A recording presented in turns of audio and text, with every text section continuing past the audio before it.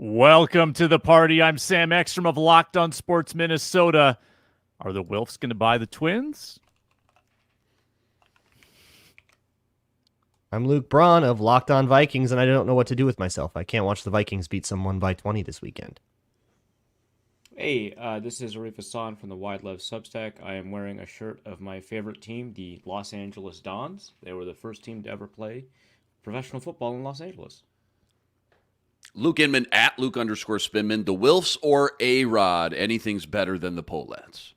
Locked On Sports Minnesota Podcasts. It's endless Minnesota Vikings talk with the diverse voices of your local experts. It's time for the Minnesota Football Party. It's your guys hanging out talking next level Vikings football. So join in with Arif Hasan, Locked On Vikings Luke Braun, Superior Sports Talks Luke Inman, and Vikings insider Sam Ekstrom, plus the biggest names in Minnesota football for the Minnesota Football Party. And it starts now.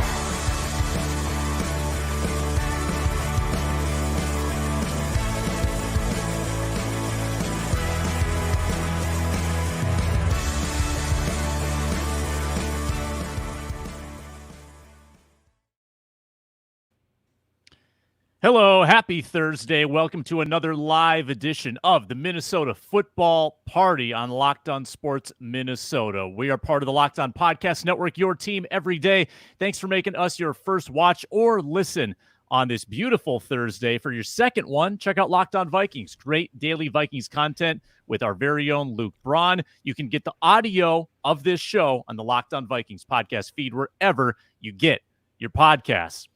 Updated Vikings win total predictions today. I think it's safe to say we all underestimated in the preseason. Today we get a chance to amend our guess. Also, a difficult exercise.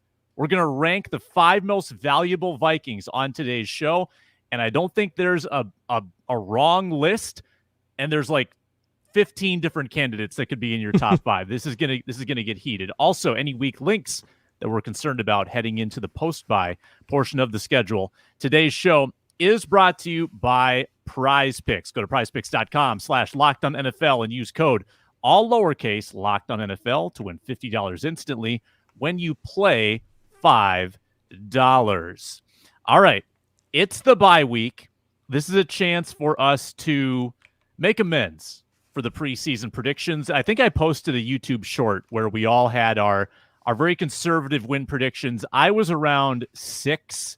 I think the most adventurous amongst us said 8-8-1. Was that Braun or was that a Reef? That sounds like a Braun. 8-8-1. It was a Reef That this feels time. like I me. think. Was it? I think I did 8-8-1 I think last that was time. me. Yeah. Braun was less. I think I said bullet. 6-10-1. 10-1. You both had a tie in there. I think I was Yeah. 7-10. I'm keeping the tie. Luke, Yeah, you why would I change?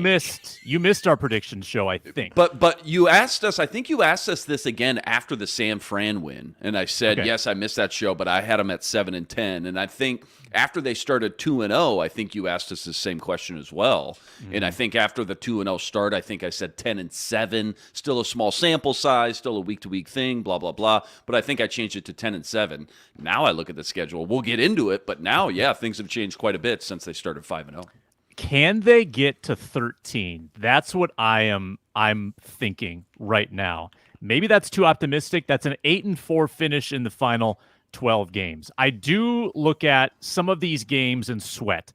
I look at a couple House of Horrors games on the schedule. At Soldier and at Seattle.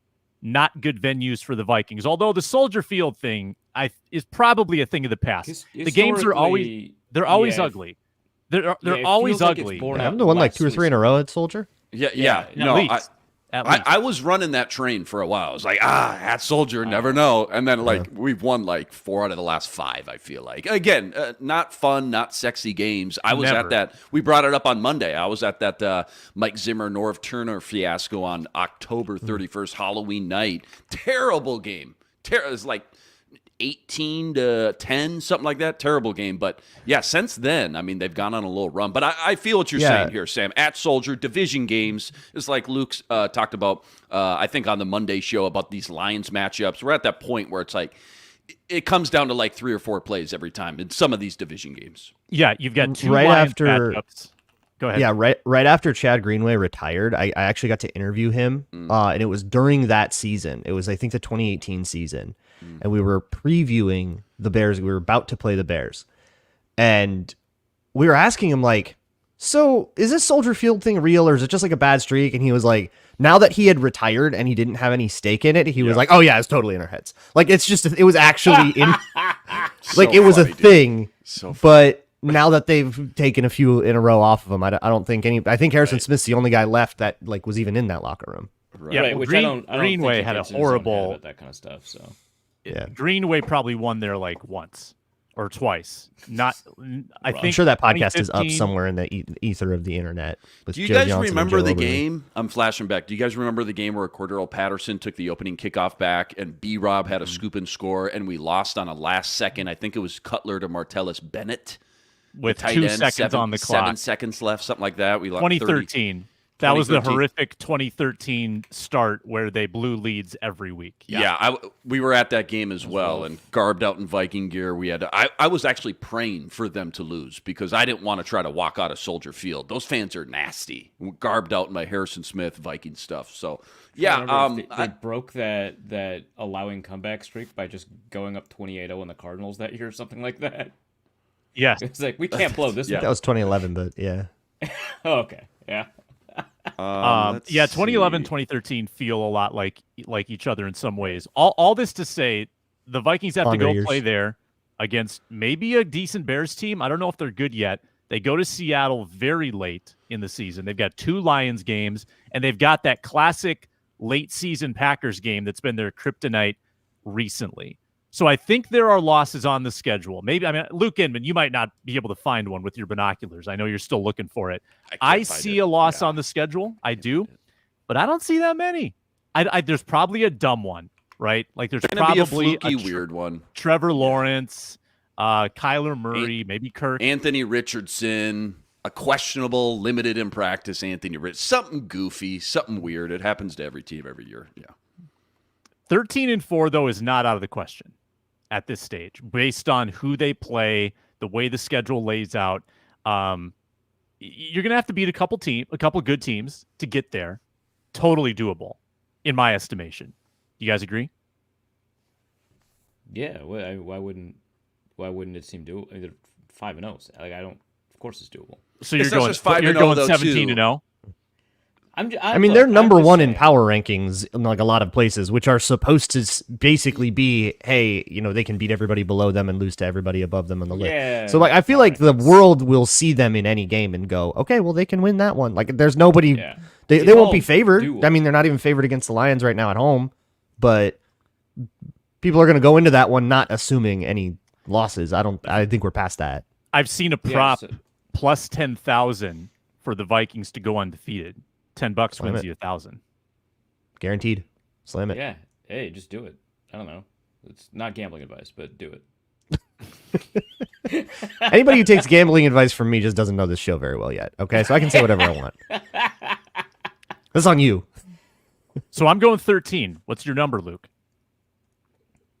Is Inman okay? How we doing up there? We He's lost just taking a Inman. long swig Okay. of that Lost bubbly sip water. of his- Now I'm thirsty, man. What's going on? So I was 6-10-1. Clearly, I should have I should have gone more in Arif's direction and taken 500 energy. I'm learning that lesson. They're 5-0. If they go 500 from here on out, they'll be 11-6. Although I do want to preserve the tie, so I think I'm just going to flip my original prediction. No, I'll say you know they look better than 500. They'll be 11-5-1. They're still tying someone. That would indicate, I think, a fairly steep. Hey, Inman's back. That would be a fairly steep decline, wouldn't you say, to go 500 the rest of the way with the schedule they have? Like what? So does that mean you That's an have So- extremely like Bayesian approach to this kind of thing. Yeah, it's more like that. It's more trying to play it. And so here's the deal. The NFL is hard. Teams are going to come up with better game plans than, for example, the Jets did. They've got, 2 against Ben Johnson. They've got that Seattle thing. They do still have, like that's 3 right there.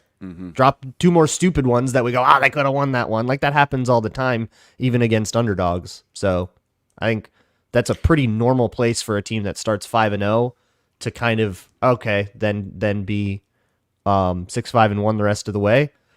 And that isn't that as crazy of a thing. It's not like whoa, they dropped off. That would have to be like 2016 where they go like 3-8 down the stretch and miss the playoffs. Yeah, teams adjust for sure and adapt and think about that. I mean, you want to play devil's advocate of why they Hard to win could in the again NFL. go like 6-5-1, something like that. Remember that Flores defense took 4 or 5 weeks to get it all figured out. They started clicking. They were dominant. It was insane.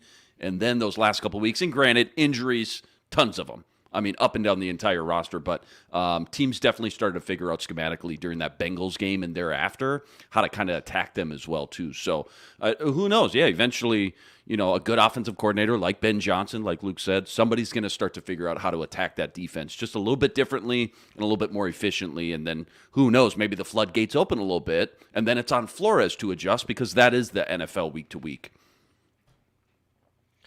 The Jets actually had, and I tried to do what the Bengals did last year that kind of cracked the code, where the Bengals blocked everything up and took shots, and everybody else started doing that too. The Jets tried a lot of max protect shot plays, and their players just sucked really bad and couldn't do it.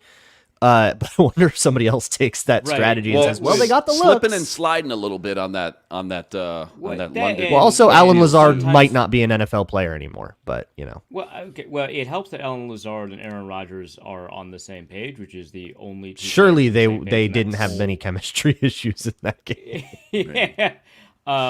Okay, so I'm gonna go 12-4-1 because the tie is very funny still. So, that's my approach here. I wanted to go 13-4, but that just felt too interesting, and I don't want to be that happy. So, I'm going 12-4-1. Inman's going 17-0, right? I can't. I'm looking. I think you guys lay out really good cases. No, I'm serious. You guys Yes! really Do it, good yeah. cases. Credit Okay. to you guys. What are we gonna do? Arrest you? Do it. No, you're right. I've seen too many fluky. What's up? You guys just didn't decide to show up today all of a sudden. Arif and I, we went to that. Remember that Colts game we went to? It was 34-3 at Andrew Luck. What was that? 2016, 2017? That was Kirk era, right? I think so. Oh, How it was right about before. this? How about week 2 versus the Bills? 17.5-point favorites. Josh Allen.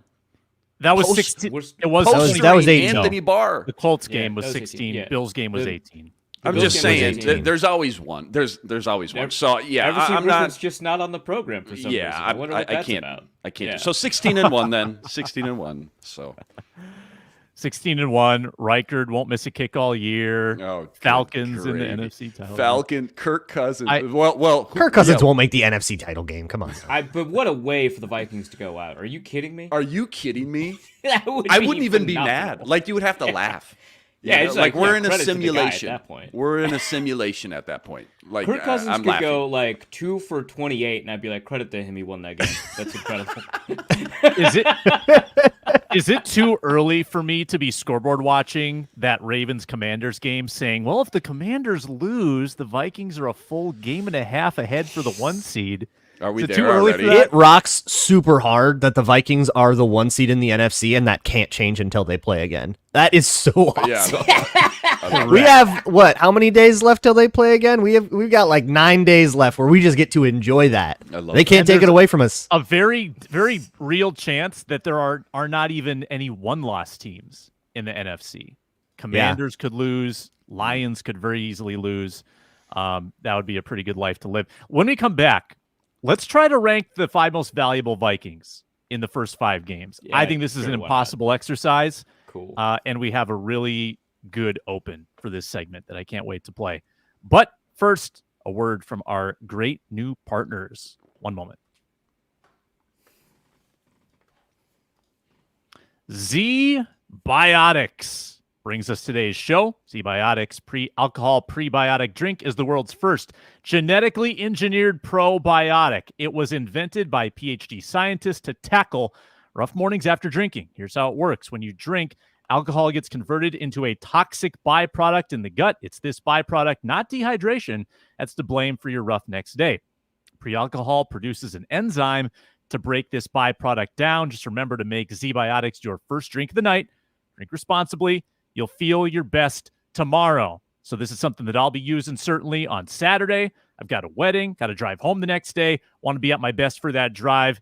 Z-Biotics. So again, drink pre-alcohol for your Z-Biotics for best results. Make pre-alcohol your first drink of the night. Step 2, drink responsibly, pace yourself, hydrate. And step 3, enjoy the next day. Feel refreshed and ready to take on the day. Go to zbiotics.com/LockedOnNFL to learn more and get 15% off your first order when you use Locked On NFL at checkout. Z-Biotics is backed with 100% money-back guarantee, so if you're unsatisfied for any reason, they'll refund your money. No questions asked. Remember to head to zbiotics.com/LockedOnNFL. Use the code LockedOnNFL at checkout for 15% off.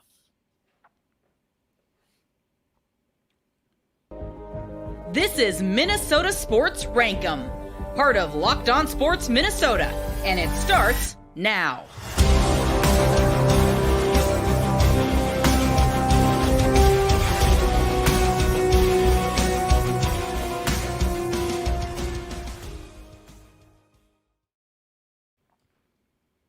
If you're energized by that open to the Rankum segment, please subscribe. Locked On Sports Minnesota. Subscribe to the channel.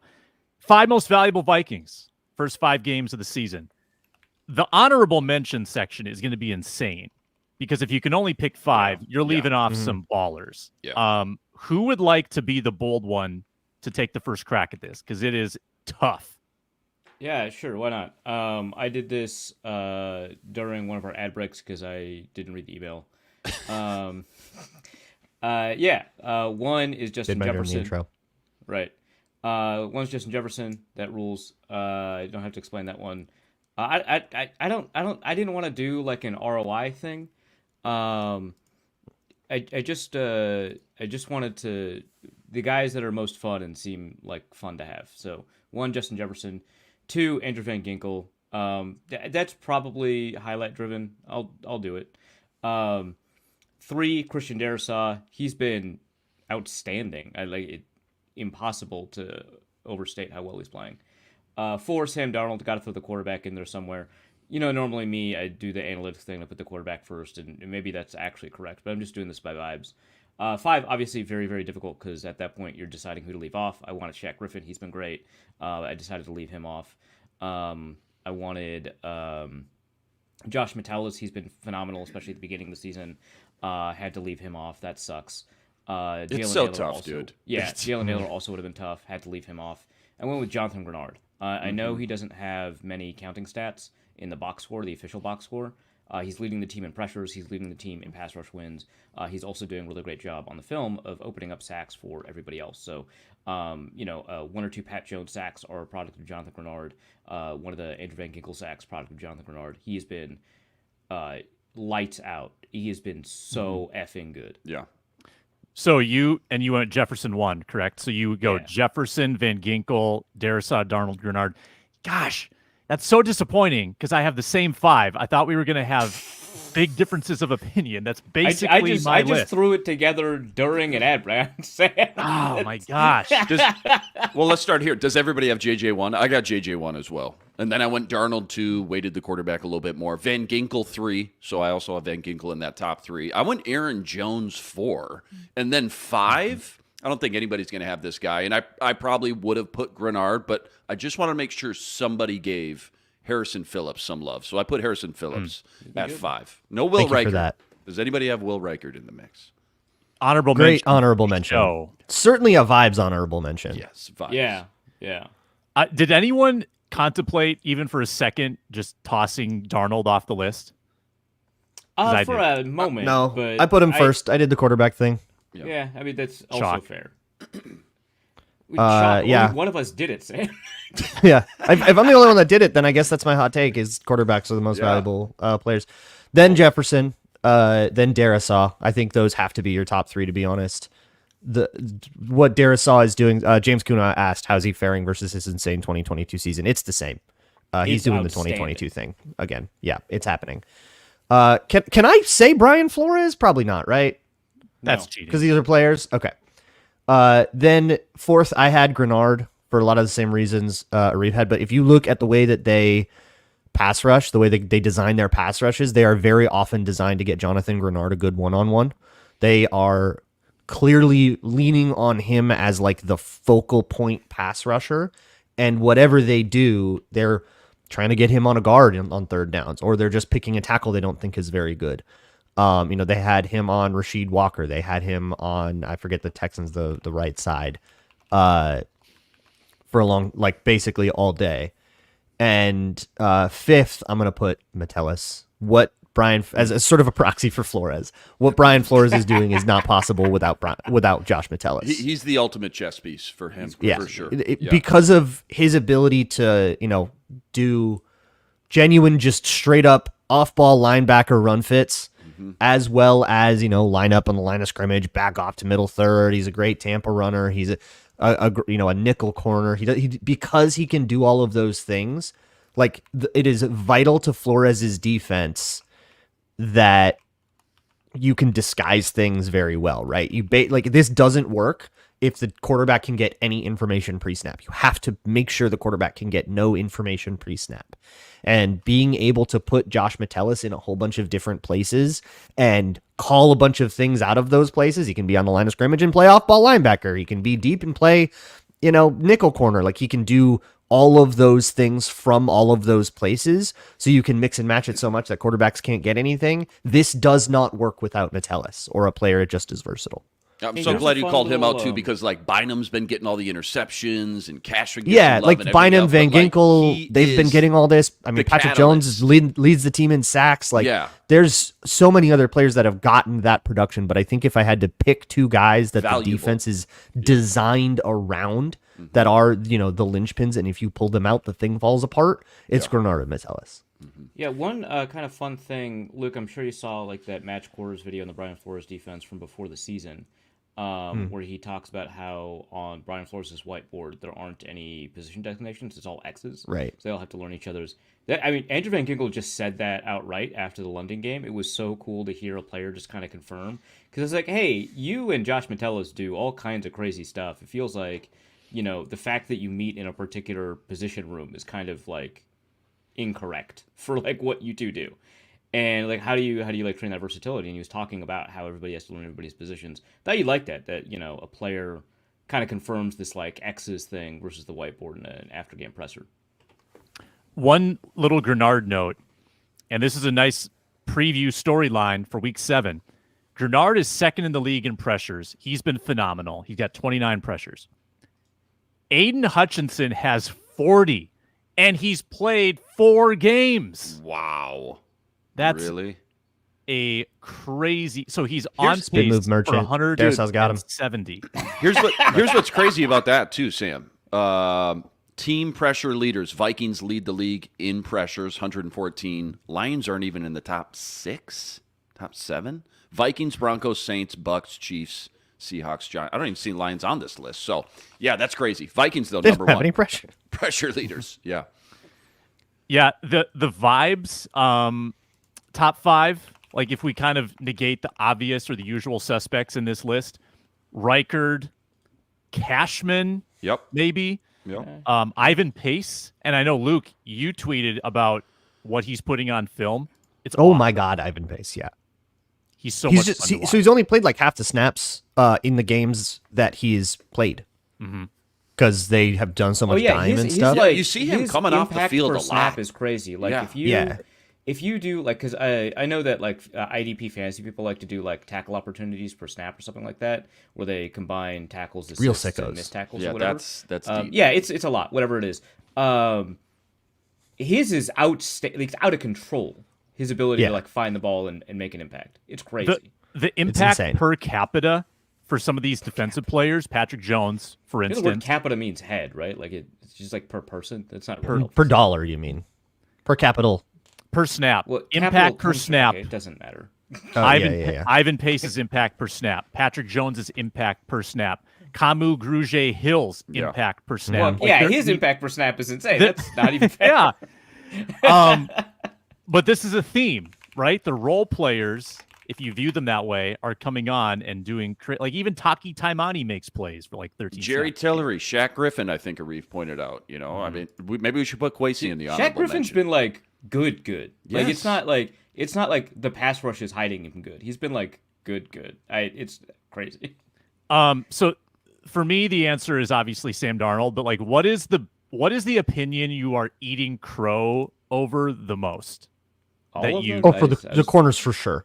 Yeah. The corners and the like guys like Tillery and Bullard on the defensive line that I was like, this group is a little weird. Like this is a little bit like we kind of just ran back a group that kind of struggled sometimes.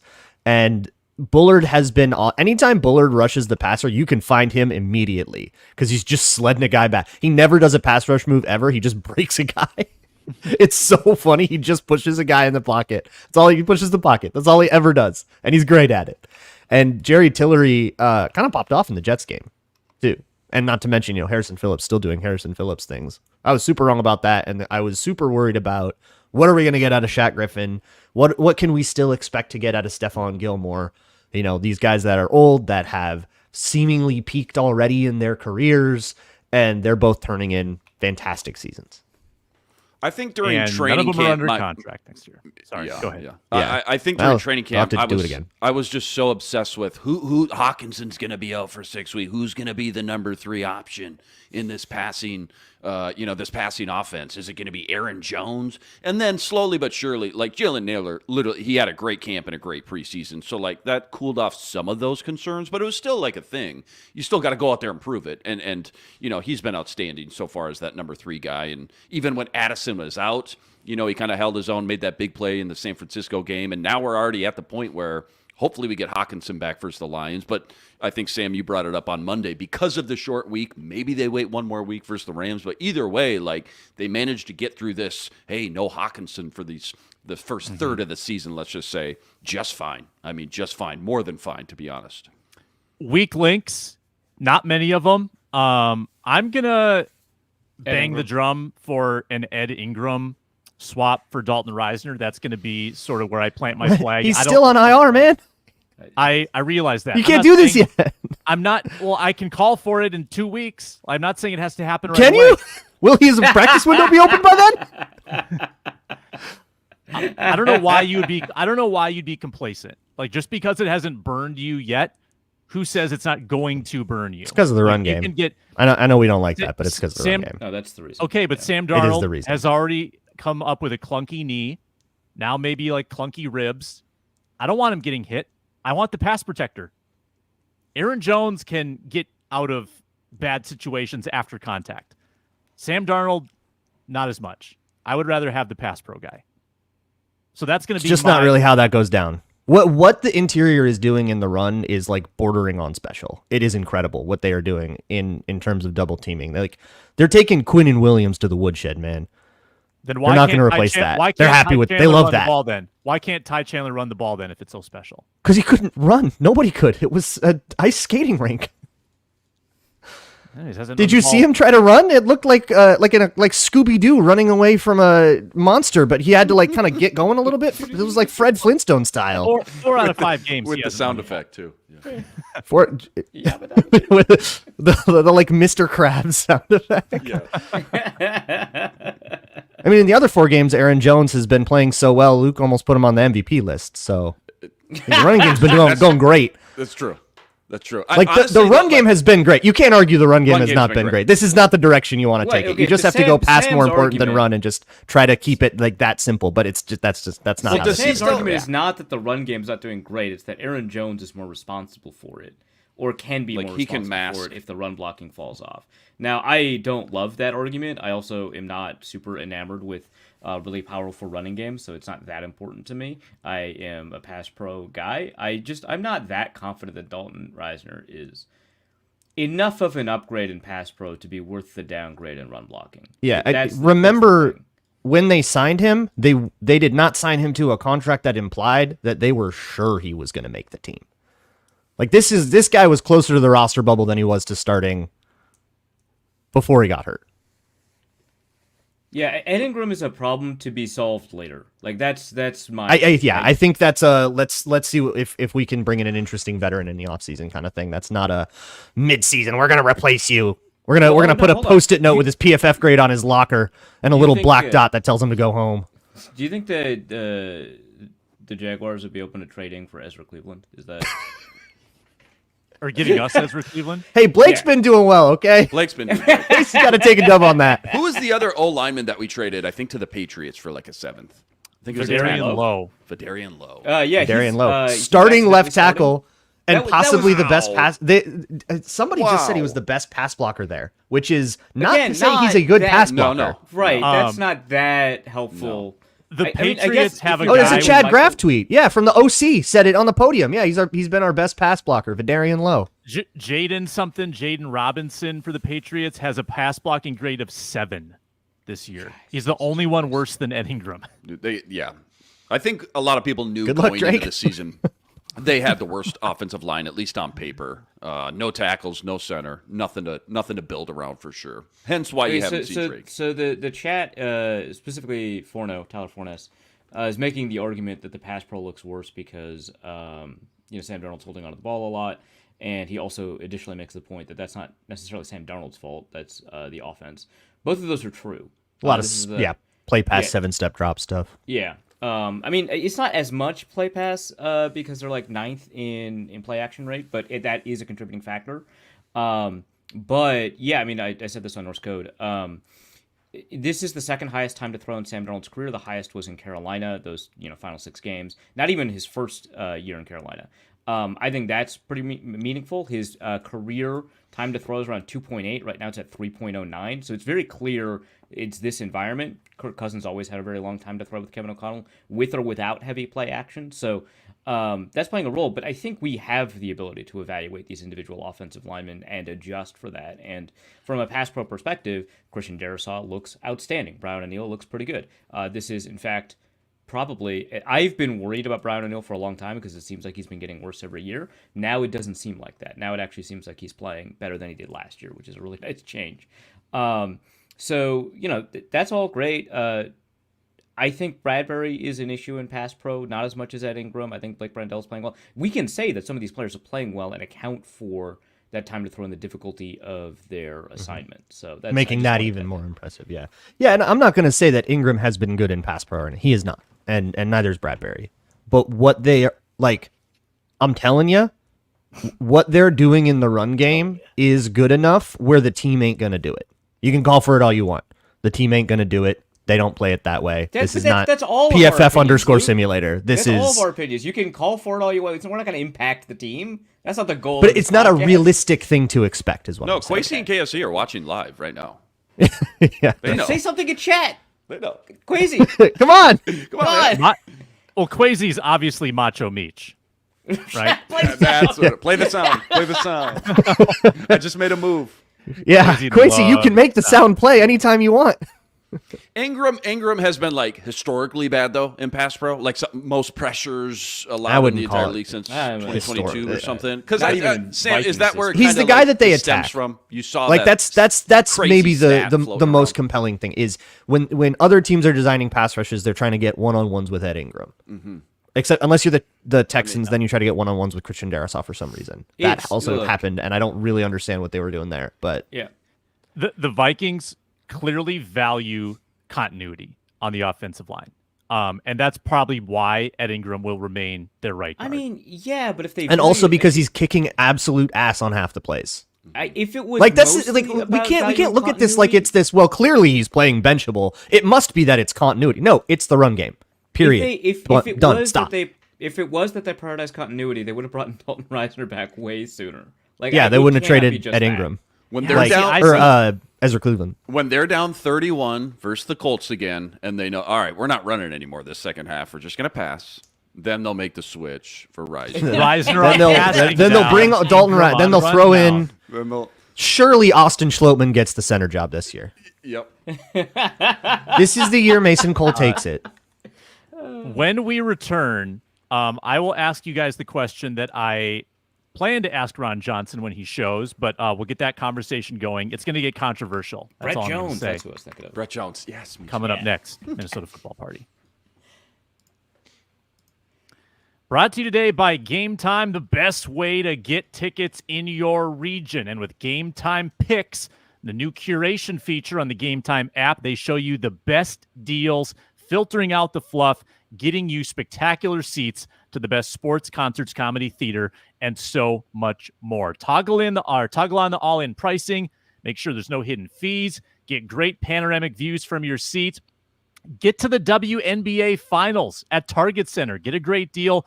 Go watch the links. Game 3, Game 4, maybe a clinching situation for the WNBA Finals. That's coming up in about a week. Lowest price guarantee and the most flexible customer service policy in the ticketing industry at Game Time. Take the guesswork out of buying tickets. Download the Game Time app.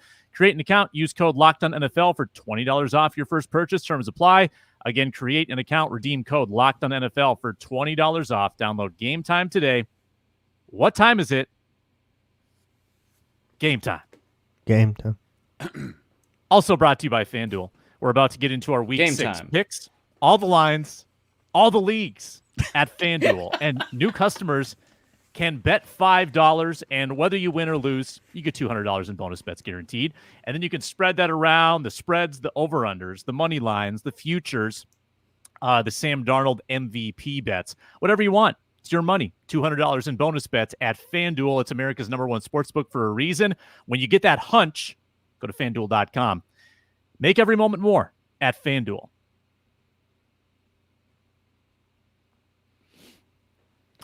Who saw the Chris Carter sideline interview Yeah, I saw it.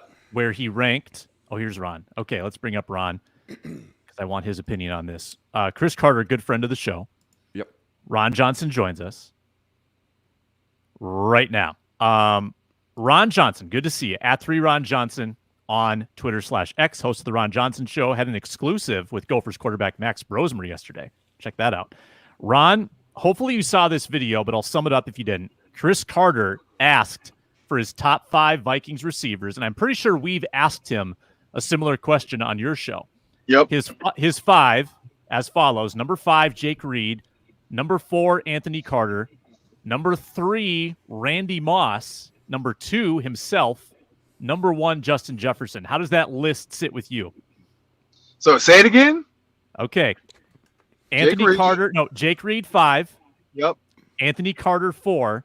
Yep. And then the controversial part, he goes Moss 3, Carter 2, Jefferson 1. Yeah, he's always done that. He did that on our show. Remember, he actually put himself 1 and Justin Jefferson 2. Yes. Yes. Stuff has I remember changed. that. I feel like he is the only person allowed to have that. You're right. Yeah, exactly.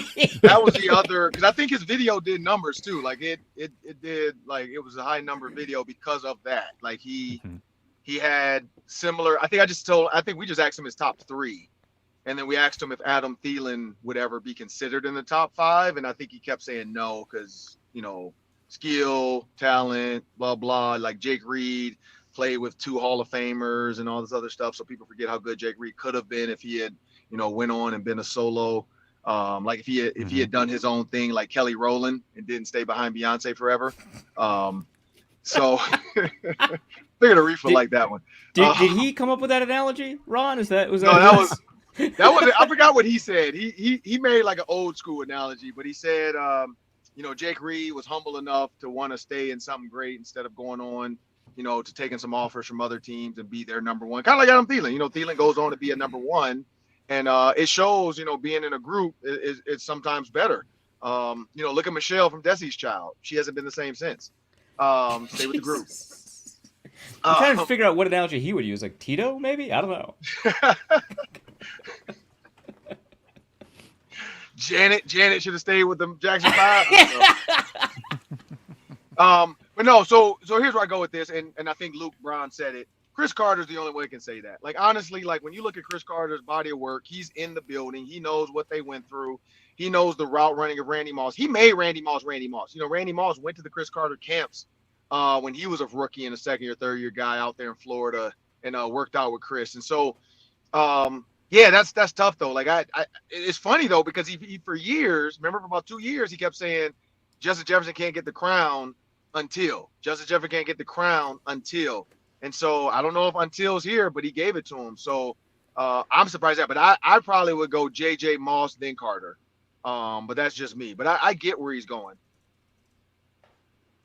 Ron, what news in Minnesota sports are you more excited about? The Twins selling or the Lynx in the finals? Are they selling? Yeah, and that's as of this morning.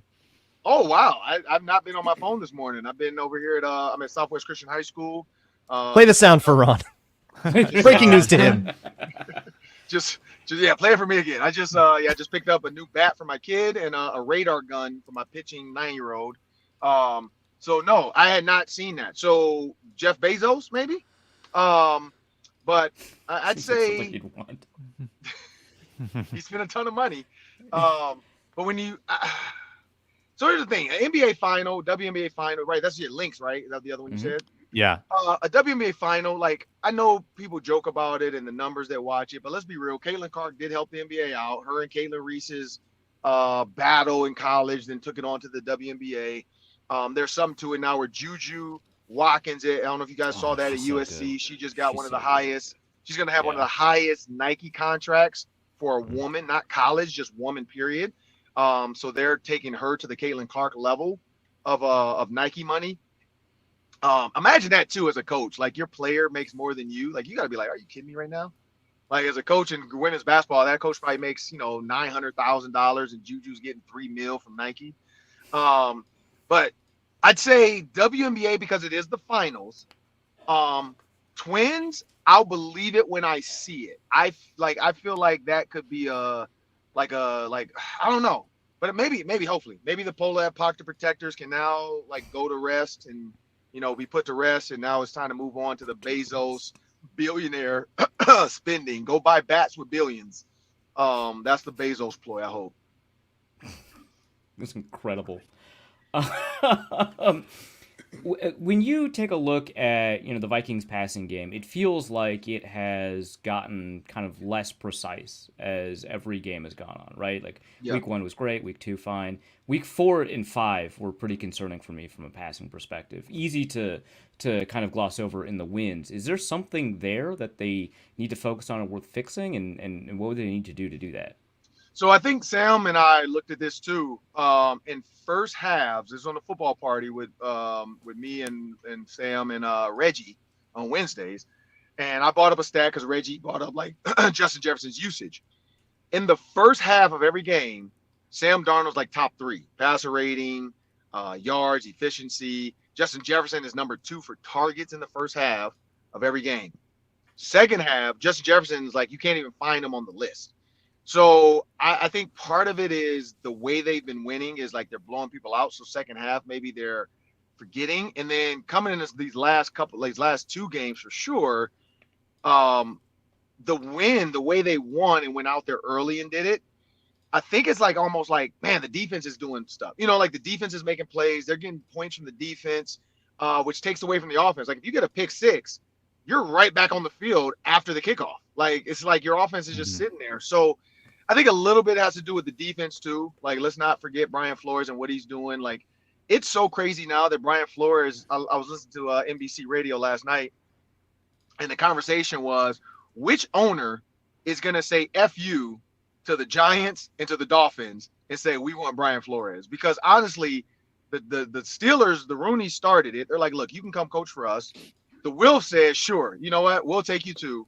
Now it's going to be the Giants he has a beef with because Brian Dable, and then the Dolphins because of the whole like you take $100,000 a game and lose for us.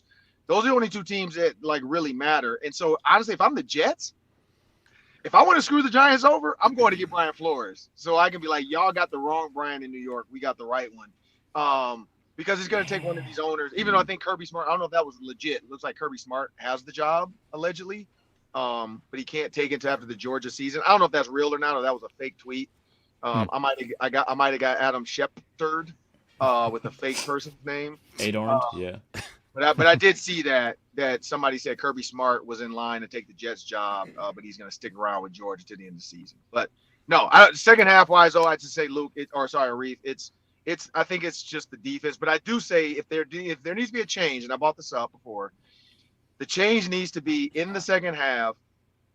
They need to make sure they're still putting their foot on the pedal. Like, I feel like, you watch some of these mic'd up stuffs, they're on the sideline having way too much leisurely fun. They're talking about what celebration they're about to do. They're talking about what's going on and how viral they're going to go. Or, man, they're going to be talking, they're going to be talking about this defense, this play or this, this deal. So, I think, again, it's good when you're winning. But hopefully now maybe they're like, okay, the Lions are a serious program coming to this building. Not to say the other 5 teams weren't, but everybody's saying their schedule was easy to this point. So hopefully a serious team like the Lions coming to the building is going to change a lot of that stuff. Luke Inman. Hey, Ron, I wanted to ask you this because you played in Baltimore in the NFL. You played in a lot of cold games in the Big Ten, too. How much does the cold weather late in the season, November, you hear a lot of people say, hey, the season doesn't start till November and December. I think of the Dolphins last year. They totally collapsed in the second half of the season. How does the cold weather late in the year affect different teams, I guess, differently? And you personally, did you like playing in those colder conditions, or is it like nobody likes it? Everybody just hates playing in those nasty sub-zero temps. So I don't know if the kids know about this, but I used to put on Vaseline. So these young kids might not know how good Vaseline works when it's cold. But we would put on the head deal. We put on the sleeve deal. There was a company that made them for us. And underneath that, we would put Vaseline on because our grandparents told us that would seal our pores. I don't know if that's true or not. So we would Vaseline up. Like I had to change my jersey in the Michigan game because Todd Howard said I had Vaseline on my jersey. And he told the ref that after my touchdown that's the only reason why I scored, because my jersey had Vaseline. So if you watch the second half of the Michigan game, my name is not on the back of my jersey. Because it was a different jersey. They just had to go into the equipment bag and grab my second jersey. Todd Howard, the opposing coach, you're saying? Is that who Todd Howard was? Todd Howard was the cornerback at the time. Got it. Okay. Yeah, he's a high school coach now, but yeah, he was number 3 for Michigan. He was the corner. Larry Foote was the linebacker. And they both went to the referee like, man, his jersey's got Vaseline on. That's why we slipped off of him. And I did have a little bit of Vaseline, but it wasn't like on purpose. Like it was on my arms and stuff and on my neck to kind of seal in from the wind. But no, the only thing I'll say it affects, like guys from Florida, honestly, they hate it the most, like being outside in the cold. All my Florida teammates hated it. Guys that are in the Midwest, like I don't think especially guys that grew up on hockey rinks. Yeah. Like it's nothing for them, especially offensive linemen. I don't care where you're from. You're big. It's like a blubber, it keeps them warm. They're insulated on their own. So linemen are a different breed. Like they used to be out there with shirts off, no sleeves, nothing. Like they don't care. The worst is cold and wet. If it rains and then the temperature drops, that's when it gets bad. That's when your hands hurt, your mouth hurts. Other than that, the only thing that's going to change is maybe the way you get to your offense. Like if it's really, really cold, like Seahawks, you probably want to make sure you run the ball more than throw, and you probably don't want to leave a kick up to Blair Walsh. So that's about it. That Seahawks game, December 22nd, that just seems icky coming up on the schedule for the Vikes. Ron, a bit low on time. We're going to say goodbye, but catch Ron on the Gophers postcast after UCLA Saturday night. And when the Vikings do play next, catch Ron on the postcast after every single Vikings game as well. Ron Johnson Show on Tuesdays. He's at 3 Ron Johnson. Thanks a lot, Ron. Great stuff as usual. Appreciate it. That's Ron Johnson. As we get into week 6 picks, we're going to fly through. Started with $1,000 mythical dollars. We make a pick against the spread or over under +1 prop. Now this week we don't have a Vikings prop. It's always around the Vikings game. Can't do that this week. We've chosen the Lions-Cowboys game as a replacement. I am the first to pick this week. I'm the leader at $1,268 and change. My computer is frozen. Can't even look at it right now. Going to tap dance a little bit. I'm going to make the dumbest pick of the week. I've got my pick of any spread, and I'm literally going to make the dumbest pick of the week. I am going to take the +7 and Drake May against the Texans, who don't seem to be able to win handily over anybody. I like the live home dog with a new rookie quarterback. That feels like a winner to me. I like new quarterbacks and I like new coaches to bet on. So I'm going Drake May +7. It just feels. I see I got 6. +6.5. I see 6.5 Looking at here FanDuel right now -1. at -102 though. So I think it just moved. Maybe it moved. Oh, Give him a hook point. I hate that. It's a bad half a point to give. Yeah. Screw it. I'm going to stick with it. Patriots play. I'm going to do the minimum. I'm just going to enjoy this lead while I have it. We're going to put 60, the minimum 60, maximum is 600 this week. $60 on the Pats. Braun, you're next. I believe in Jaden Daniels. I always have believed in Jaden Daniels. I had him QB1 before the draft. That looks like it is bearing out, at least at this early stage. They are almost touchdown underdogs in Baltimore. Baltimore is a very good team, but I like the Commies to at least keep it close, so I'm going to take them plus 6.5. I'm going to put the minimum on that. That is at minus 108. Inman. So there's this thing going around that teams that play the Lions the next week, they get blown out. So who did the Lions play last week? The Seahawks. But I hate betting on Lions Thursday were on night bye football. last week. Yeah, Lions run a bye, Lions so run you a bye. can't Okay, apply so that that was one. 2 weeks ago. Seahawks did lose, though. Vikings are going to blow out that Giants. bye so hard. Oh man, Boy. Okay. Going to be up like by 20 at 4 halftime Dewey's. again. I'm gonna. Can I start? I can start with my prop, can I? Sure. yeah. You can do Give me a David Montgomery anytime touchdown. What's that? at? weak. Let me. Weak. Yeah, I know. Weak. It's like minus 150. It's minus I 150. know. I need Yeah. a dub. I need a dub. Is it minus How much? 150? Do you have it? That's it. Last time I looked at it, which Yeah, I last time it feel, was I feel like, minus didn't we 150. have like a limit on those? Where, like, you can't take something that's minus 200. Minus That 145. makes Minus 145. Give me a 145. hundo on that. It moved. Look at that. Okay. Arif, you get 2. All right. $62. I have to make up those $1 losses. Chase those losses. Yep. Right.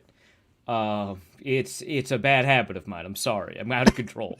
$62 on Bengals minus 3.5 at New York Giants minus 106. That seems like an insane line to me. I know the Bengals defense is bad. I know the Giants just did some crazy stuff against Seattle. A lot of that was unsustainable. Like how many field goals are you going to block in return for a touchdown? And the offense is killer, and no one is talking about it. I mean, some people are talking about it, but you know what I mean. Joe Burrow is playing lights out good. So Bengals minus 3.5. That's a crazy line to me. My prop is Jared Goff under 33.5 passing attempts. That's pretty, I think, self-explanatory there. I don't think he's going to be throwing the ball that much. Obviously, he's had a couple of games above that, but I think, that 18 game thing is like stuck in my mind. So I'm going to stick with under 33.5 passing attempts. Odds. I probably should have written that down, huh? That's crazy. I think it was minus 105, but you should probably double check that. Yeah, I got you on this. It's minus 102. Ooh, exciting. Even better. Let's do that for 60. All right. Inman. Steelers minus 3 at Vegas. They're going to Aiden O'Connell. I should take the under on this, 36.5, but I'm going to take Steelers minus 3 at minus 105 for $50. That's a Got to do crazy 60 over-under. for the minimum. Put you at 60. Oh, 60? Yeah. Yeah. 60 it is. Braun. So for my prop, will you let me do a parlay? What's the consensus on this? I think the answer is no, because we can't allow that for people to just make up gigantic deficits when they face them as you do. I don't think we are allowing. I mean, parlays. I feel like Granted, you're taking on I feel like I greater risk. disagree with that because that does make it interesting down the stretch. But yeah, I think from a game playing, so I personally wouldn't like it because it gives Luke an opportunity to pass me. But I think from a game playing perspective, that actually makes things a little bit more fun. How about this? We restrict because it to otherwise, the it's like if somebody falls pre-selected- way behind and it's like over in the last 3 weeks, it stops getting interesting. Right? Yeah, it's like college football. Do we need to put So- parameters on the odds that we would permit? Because Well, okay. let me do if I'm Can way I behind and finish I my have to sentence? do a plus I- 10,000 thing that'll never happen. Like that's funny, you know. How about we limit it to the same game parlays that are being served by FanDuel, and then it has to be 3 legs or fewer. Okay, do 3 you agree legs to or the fewer. terms? That is fine. That still, I believe, ruins what I was gonna do, but that's okay because I do have a backup plan anyways. Eat dirt. it's probably a better idea anyways. So the Cowboys have a very bad red zone defense, like an extraordinarily bad red zone defense. So if Luke's going to take David Montgomery touchdown scorer, I'm going to take 2 David Montgomery touchdown scorers, which is a prop at FanDuel at plus 410. Can you pick the same guy that I picked? I'm genuinely asking. Yeah, we've done that. I want to allow this. Yeah. We've done that. We've done like Aaron Jones like attempts and Aaron Jones yards or touchdown. It is a different bet. So I will. Yeah, Got I think it. that one Yep. that can fly. So that's minimum $60. Yeah, $60 on both my bets. All right, cool. All right, Taking a swing. My pick last. I'm gonna do some kind of receiving prop. Boy, Sam Laporta has been quiet. Too quiet. Over. That works. Over. I remember just as good as TJ that Hawkinson. same Weird. philosophy with the Jaguars 2 years ago. Jake's my gonna lose God, again. But every time you didn't bet on them, they did. Like that was the worst part. Don't even. Crazy. Don't. I can't. It was incredible. Okay, They were certainly teams will start busting coverages. they were and like letting him have free 17-0 touchdowns again. against the Luke. It was nuts. It was insane. As soon as I stopped, it was like 0-6. I'm like, I'm done. I can't do it anymore. Boom, winning streak. 8 in a row. 8 in a row. Picks are locked in. I feel worse about mine than I have any other week. But What'd you do, Laporta? Anytime? Laporta yards. Oh, Well, how many 41 yards and is a that? half. 41 and a half? 41 dude, and a half. I have him in a fantasy league. He's been atrocious. They just keep running the ball, and then it's like Jamison Williams, 70-yard chunk play. So, anyways, good luck. Thank you. Appreciate it. We'll be back on Monday to react to the picks, to preview the Lions game, and so much more on the Minnesota Football Party. Please subscribe. Thanks for watching, listening, commenting. Luke Braun, Locked on Vikings, Luke Inman, all the postcasts. Arif Hasan, Wide Left. I'm Sam Ekstrom, executive producer at Locked on Sports Minnesota. Talk to you next time.